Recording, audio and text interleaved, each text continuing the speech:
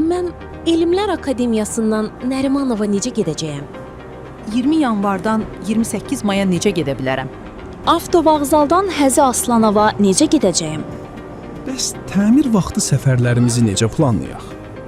Bu dövrdə sərnişinlərdən əsas xahişimiz metrodan daha çox eyni xətt daxilində səfərlər üçün istifadə etmələrdir.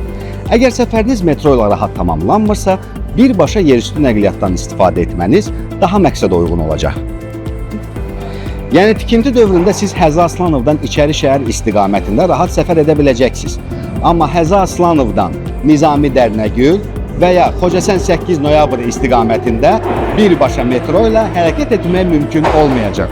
Bu keçid dövrünə hazırlıq məqsədi ilə ayna ilə birlikdə geniş sərnişin axını analizləri aparılıb. Bu təhlillərə əsasən əlavə avtobus marşrutlarının təşkili nəzərdə tutulur. Bununla belə tam aydındır ki, metro ilə daşınan bütün sərnişin axınını avtobus nəqliyyatı ilə əvəz etmək mümkün deyil. Bu, nə texniki, nə də şəhər nəqliyyatının imkanları baxımından realdır.